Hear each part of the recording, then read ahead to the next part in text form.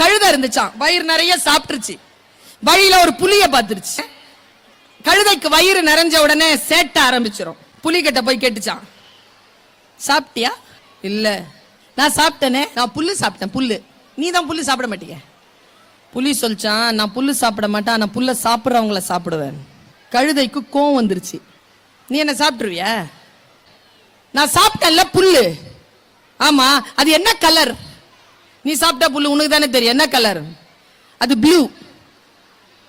புலி ஏற்கனவே பசி, முட்டாள்தனமா பேசுது கழுதை. ஓ, நான் புல்லு சாப்பிட மாட்டேன், எனக்கு புல்லு கலர் தெரியும், கிரீன். ஐய, பிறந்ததில்லன்னு சாப்பிட்றேன். நான் சொல்றது சரியா, நீ சொல்றது சரியா?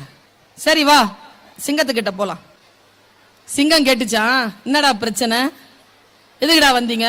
சார், புல்லு சாப்பிட்டு வந்துட்டு இருந்தேன் சார்.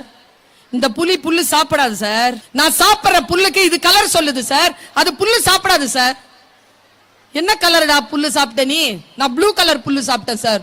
புலி பார்த்து உரிமை சொல்லிச்சான் சிங்கத்துக்கிட்ட, சார் நீங்களும் நானும் புல்லு சாப்பிட மாட்டோம், ஆனா கலர் நமக்கு தெரியாது, கிரீன் தானே சார்.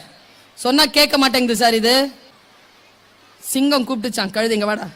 எந்த ஊர்லடா சாப்பிட்ற? இந்த உங்க காட்டுல தான் சாப்பிட்றேன் சார். சரி போ, ப்ளூ தான் போ. ஓ, தேங்க்யூ சார்.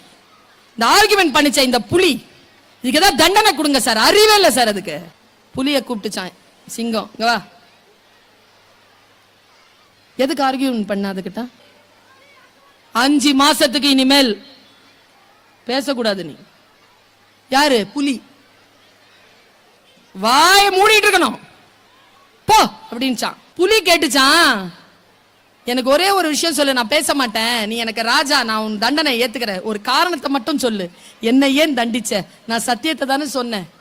முட்டாள்தனமா இருக்கிற, அதுக்கு தீர்ப்பு கொடுத்துட்ட, ஒரே ஒரு காரணத்தை மட்டும் சொல்லு, நான் பொறுமையா போயிடுறேன், எனக்கு ஏன் தண்டனை கொடுத்த? நான் சத்தியத்தை பேசின, எனக்கு ஏன் தண்டனை கொடுத்தான்? உடனே சிங்கம் சொல்லுச்சான், இங்க பாரு, அது கழுத, நீ புலி.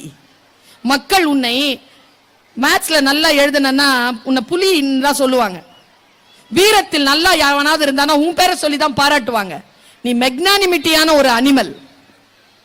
கழுத மாதிரியான ஆட்களோட நீ ஆர்கியூ பண்ணல, அதுக்கு தான் உனக்கு தண்டனை. கழுதையோடு ஒருபோதும் ஆர்குமெண்ட் செய்யாதீர்கள். ஏனென்றால் கழுதை ஒருபோதும் தான் நம்பியதை எண்ணியதை திருத்திக் கொள்ளாது. எவ்வளவு சொன்னாலும் கேட்காது. அதை கேட்கின்ற அளவிற்கு நாம் ஏதேனும் சொல்லி அதை கோபப்படுத்தி விட்டால் நம்மை உதைக்காமல், நம்மை கஷ்டப்படுத்தாமல் விடாது.